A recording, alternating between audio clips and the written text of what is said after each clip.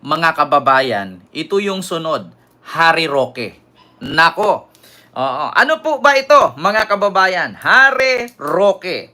According mga kababayan, napapanood nyo na po sa mga kapwa ko vloggers, no? At siguro napanood nyo na rin sa video ni Harry Roque na parang ito'y yung nangungumpisal sa kanyang live. Ayan, proud OFW, maraming salamat po sa yung super sticker. Thank you so much po. No? Itong si Harry Roque, mga kababayan, ay parang nangungumpisal po sa kanyang live.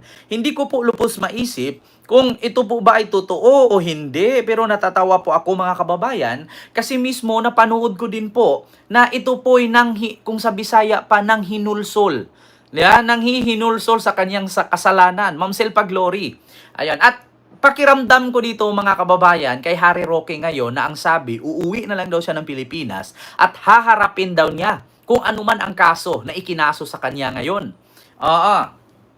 Kaya ngayon, mga kababayan, Sir Ferdinand Gorospe, may love shout out po. Wag na po, sir. Wag mong sayangin yung ano mo dyan, sir. Di ba? Sa mga taong walang kwenta. Ma'am Susan Vergara, may love shout out. Guro ako USA, hello po. Ma'am Silpa Glory, hello po. Ito po ha, mga kababayan, ipapakita ko sa inyo. Ito po si Harry Roque ay nagsalita na po siya dito na siya daw po ay uuwi ng Pilipinas at ramdam ko dito, mga kababayan, baka naubusan na ng budget.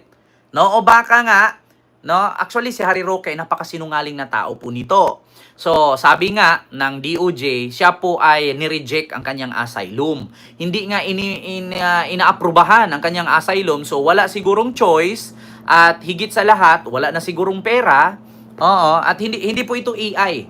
Ma'am Fanny Yuan, hindi po ito AI. Bakit? Kasi kada live ni Harry Roque ay ito po yung kanyang background. No? Hindi po ito AI. Mahaba po ang kanyang live mismo. Napanood ko, nagsalita po siya. So, ngunit dito ay kinakat lang po. Clip lang po ito. Kiniklip po ang kanyang mismong live. So, ito, pakinggan nyo po kung si Harry Roque po ay uuwi. Kinancel na kasi ang passport niya, mga kababayan. So, wala na po siyang saysay na lilipad dito, lilipad doon. At saka, sa madaling salita, mga kababayan, wala ng budget. Ubus na pera. Oo. Ayan. Sir Emerson Bisin, Miguel shout out po. And kay, Ma'am Rosario Bisin, Miguel shout out. So, ito po ha. At nag-iisip na nga po ako kung mas mabuti pa sigurong umuwi na lang ako ng Pilipinas. At kahit pa paano, labanan ng Marcos administration sa loob ng kulungan. Kasi sa mga pangyayari po dito sa Tatay Digong sa Dahig, hindi ko naman po maatim na panuurin lang si Tatay Digong habang nakakulong at walang nangyayari. Hindi po tayo nagkulang sa pagbibigay ng suhestyon, kaya lang po hindi po tayo ang nagdedesisyon para kay Tatay Digong. So, ganyan pong ka-frustrated ako at iniisip ko nga, siguro mas mabuting labanan na yung aking walang saysay na kaso sa Pilipinas. So, frustrated na daw siya, mga kababayan. Frustrated na siya. Alam niyo, sa totoo lang, ganito talaga, mga kababayan, kapag gipit na ang tao. Wala ng pera, ubos na. Tapos yung sinisik niyang asylum, actually, mga kababayan, hindi po talaga basta-basta makakuha ng asylum dyan sa lugar na yan kung alam mo na may kaso ka na. Maliban na lang kung kakasuhan ka pa lang. Dito kasi sa Pilipinas, automatic, ginawan agad siya, blacklist agad siya, kinancel agad yung passport niya, at higit sa lahat, para na siyang kulurum. Maliban na lang kung katulad siya kay Juma Sison noon, na bago si Juma Sison lumipad, papuntang Netherlands, ay si Marcos Sr. at that time is wala na sa power. Ang problema kasi ngayon, mga kababayan, ang kalaban ni Harry Roque nasa power at presidente pa ng Pilipinas. So ngayon, sino bang paniniwalaan ng Netherlands dito? Si Harry Roque na isang pugante o si President Bongbong Marcos Jr. na siya ang presidente sa bansa? Malamang ang papakinggan ng bansa na kanyang a-applyan or pagsisikan niya ng asylum ay yung presidente. Kasi bakit nga ba ito siya tatakbo at magtago sa lugar na to? Ayun, si Cory Aquino government ang nagpa-cancel sa passport ni Juma Sison. Actually, mga kababayan, si Juma Sison is nakapag-file na kasi yun doon. 'Di ba? At saka panahon na yon, nakababa na si Apu Lakay. No? So, kakapalit pa lang ni Cory. So, nakaprocess agad. Ngayon kasi, matagal nang nakaupo si PBBM, tsaka siya lumipad. 'Di ba? Kaya, ito ang sabi niya, uuwi na lang daw siya, frustrated na daw siya, at harapin na lang daw niya, at labanan niya ang kaso niya. At pilit pa rin niyang idinikit dito mga kababayan ni Harry Roque si Duterte, si Digong. So, Ma'am Arlene Moriano, hello po. Ayun o, pakinggan ninyo, pilit niyang idinidikit sa pangalan niya si Digong na kalabanin daw niya si PBBM kasi wala naman daw ibang tao na kumakalaban kay PBBM. O, ito po At labanan si Marcos dyan sa Pilipinas muli. Dahil kayo namang mga Pilipino, ano ba yan, 2 taon na ako nagsasalita, nagwawakwak dyan sa Marcos ngayon na nagsasabi na wala nang dahilan para magpatuloy pang mamuno ang tao na wala sa tamang pag-iisip. Wala namang gumagalaw dyan sa Pilipinas. So, ibig sabihin mga kababayan, uuwi daw si Roque para kalabanin si PBBM. Kasi 2 taon na daw siyang nagwawalwal doon, wala man daw lumalaban kay PBBM. So, ibig sabihin ba si Sara Duterte hindi ba lumalaban, Roque?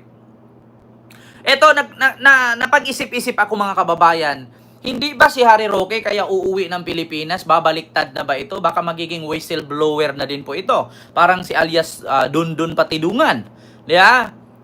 Baka magulat tayo mga kababayan si Harry Roque magiging, kasi gawain ni Roque ito. Mga kababayan, gawain ni Roque ang balimbing. Kung naalala ninyo noon, kakamping to si Roque. Dilawan ito. Nandun, present nga siya nung pagkaburol ni Cory Aquino. Nandun. Nandun si Harry Roque. Present na present doon sa funeral ni Cory Aquino. Tapos nagugulat tayo ngayon na nabigyan lang siya ng posisyon ni Duterte, bumaliktad na at kinalaban na niya. Ngayon, mga kababayan, ito na nga, magugulat tayo, baka maging whistleblower ito lahat ng baho ni Digong ay siya na ang magsasalita. Ma'am Jim H.E. Magugulat tayo, abangan natin. Abangan natin ang pagbabaliktad ni Harry Roque. Actually, nasa kagipitan na ito. Dapat ito yung pinangalagaan nila Sara Duterte. Dapat ito yung tinutulungan nila. Bakit? Kasi kapag ito'y bumaliktad, alam nyo naman si Harry Roque. Sabi nga ni Salvador Panelo, madaldal yan. Alam nyo yung issue na tapos na, nanganganak. Imbis na matatapos na, nadadagdagan. Maniwala kay sa akin mga kababayan, pag dumating ang kagipitan, mandadamay na to. Mandadamay ito. Pakinggan ninyo. Hindi po krimen kung hihingi natin ang pagbibitiw ng isang presidenteng walang saysay. Ngayon po, papunta siya sa Estados Unidos. Hindi natin alam kung anong gagawin niya. Ang gusto po nila... Pumunta daw siya sa Estados Unidos. Hindi natin alam kung anong gagawin niya. So, magulat kayo, mga kababayan. Damay-damay na yan. Nako. Dapat ito yung pinahalagahan ng mga DDS. Bakit? Si Salvador Panelo na nagsabi mismo, madaldal itong si Barney. Si Attorney Taba. Madaldal ito, mga kababayan. Dapat iniingatan ninyo ito. Pag ito'y bumaliktad lahat ng baho ni Digong, kasi spokesperson to, alam niya lahat. Alam niya lahat, mga kababayan. Isa siya sa miyembro ng gabinete ni Digong. Imposibleng walang alam to. Pag dumating ang panahon ng kagipitan, darating talaga yan at mandadama yan. Pakinggan ninyo. Pumasok tayo sa... Sabi nga niya, 2 taon na daw siyang nandun, wala daw nakipaglaban para maalis si Marcos sa pwesto. So, ibig sabihin, hindi niya pala nakita yung paninira at paninisi ni Sara. Tanong ko sa inyo mga kababayan, Luzon, Visayas at Republic of Mindanao, Province of Netherlands ni Digong, ang Davao City.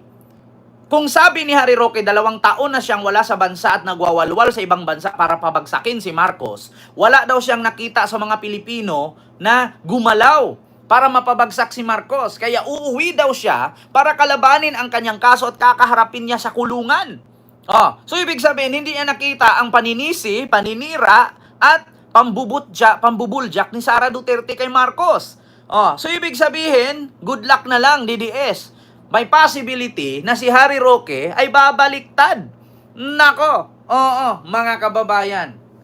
Sir Michael Villarin, Miguel Love shoutout. Darating ang panahon mga kababayan na babaliktad si Roqueta. Makatarungang trade agreement sa Amerika na hindi tayo papayag na magkaroon ng mas malayang kalakalan sa kahit anong bansa na hindi kakampi ng Amerika. Di ba? Ulitin ko dito banda mga kababayan sa may gitna banda. May sinabi siya dito. Ito Iniisip ko nga, siguro mas mabuting labanan na yung aking walang saysay na kaso sa Pilipinas at labanan si Marcos dyan sa Pilipinas muli. Dahil kayo namang mga Pilipino, ano ba yan, 2 taon na ako nagsasalita, nagwawakwak dyan sa Marcos ngayon na nagsasabi na wala nang dahilan para magpatuloy pang mamuno ang tao na wala sa tamang pag-iisip. Wala namang gumagalaw dyan sa Pilipinas. Wala daw gumagalaw sa Pilipinas. So, ibig sabihin, hindi niya nakikita ang paninisi ni Sara, ang paninira ni Sara, ang pambubuljak ni Sara. Hindi niya nakikita yon. Wala daw gumagalaw, kundi siya lang daw. So, madaling salita mga kababayan, abangan ninyo ang pagbabaliktad ni Harry Roque. Alam ko ang estilo niyan. Ginawa na niya yan sa panahon na ni Pinoy. Dati siyang supporter ng Dilawan. Biglang nag-Duterte, binira ang Dilawan. Totoo yan mga kababayan. Nabigyan lang siya ng posisyon at ginawa siyang spokesperson dahil kay Panelo. Tandaan ninyo mga kababayan, kung ano ang background ni Roque. Nung panahon na may baklang pinatay, yung Jennifer Laude, siya ang abogado doon. Tapos nagulat na lang ako, ilang taong nakalipas, di ba? Nabigyan siya ng posisyon ni Digong, wala na, binakbakan na itong mga Dilawan, tinira na niya. At ayun nga, naging Digong na siya, supporter. Ngayon, sa kagipitan, magulat po kayo kasi dito sa statement ni Harry Roque, parang siya ang pinakamagaling. Binaliwala na niya ang pagod ni Sara, yung paninisi ni Sara kay PBBM, yung paninira ni Sara kay PBBM, yung pamumuna ni Sara kay PBBM, hindi niya nakikita. Kasi daw halos 2 taon na siya sa ibang bansa na nagwawakwak kay PBBM. Wala daw gumagalaw na mga Pilipino. Diba? Kaya mga kababayan, eto na. Abangan ninyo ang pagiging balimbing 2.0 ni Harry Roque. Mag-whistleblower talaga yan, Ma'am KHA. Harry Roque, ayan nga ang sabi ko sa'yo. Hindi habang buhay nandyan ka. Tandaan mo, yung 95 kilos mo, naging 80 na lang. Natanggalan kang 15 kilos. Hindi mo ba napansin? Uuwi na daw siya, mga kababayan. General Torre, abang-abang ka na. Uuwi na daw si Harry Roque. Nako, magtaka kayo mga DDS. At saka speaking of mga DDS, mga kababayan, no? Speaking of mga DDS, si Harry Roque, uuwi na, napag-isip-isip na daw niya, naharapin na lang daw niya ang kanyang kaso at lalaban siya sa loob ng kulungan. Kasi actually, mga kababayan, magkaiba po si Harry Roque, no? At si Leila de Lima.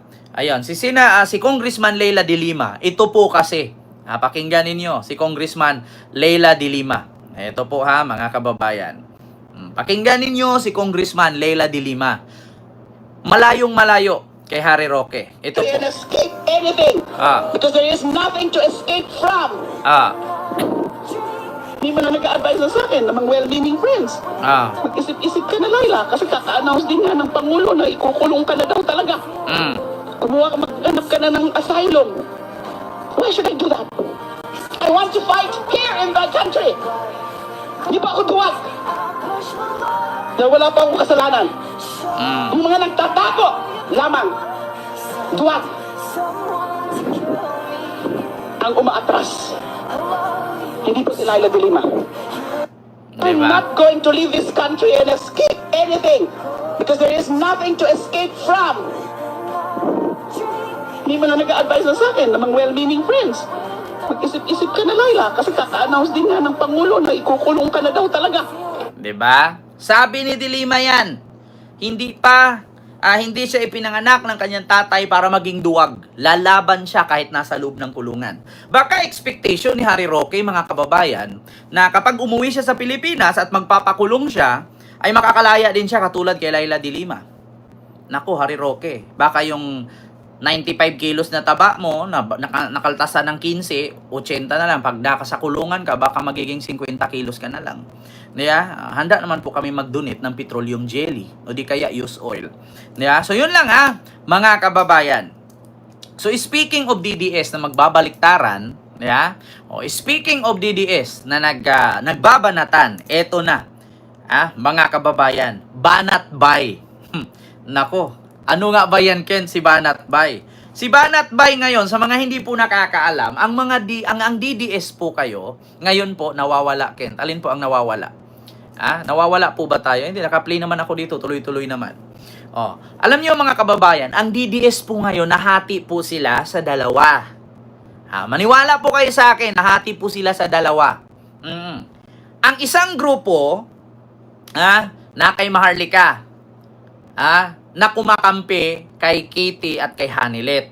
Yung isang grupo